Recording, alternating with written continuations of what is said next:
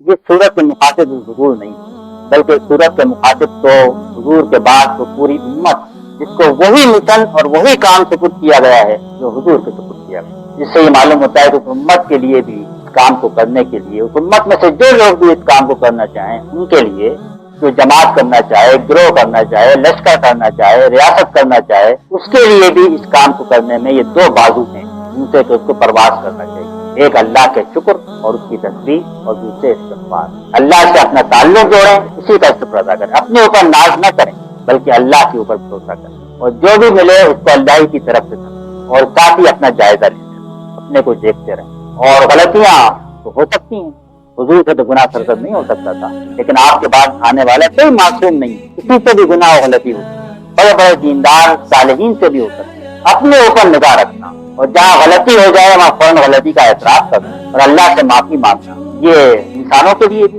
इंसानों की जमातों, ये उनकी जिंदगी का नुस्खा है। जो अपनी गलतियों को दबा दें, उनका एतराफ न करें, उनकी इस्लाह न करें, फिलहाल वो जमातें और कौमें दुनिया के अंदर दबाल की तरफ जाए और नाकामी से दो चार।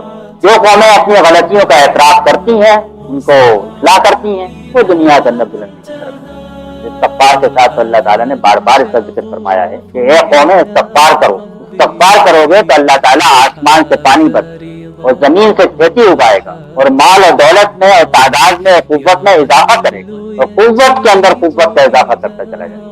ये सारे वादे इस्तग़फ़ार के साथ किए हैं। अपने ऊपर निगाह रखना, अपना जायजा लेना, अपना एहतिसाब करना, अपनी गलती का एतराफ करना, अपनी गलती को तस्लीम कर लेना, अपनी अना और ज़िद का न जाना, और कौम की अपनी इस्लाह करना। यही दरअसल दुनिया के अंदर भी तरक्की का हिस्सा और राज। इसीलिए इन दोनों चीजों का हुक्म फतह के बाद भी दिया गया, फतह की खुशखबरी के बाद, बशारत के बाद, कि हम और तस्बीह अल्लाह की और उससे अपने गुनाहों पर इस्तग़फ़ार मांगना।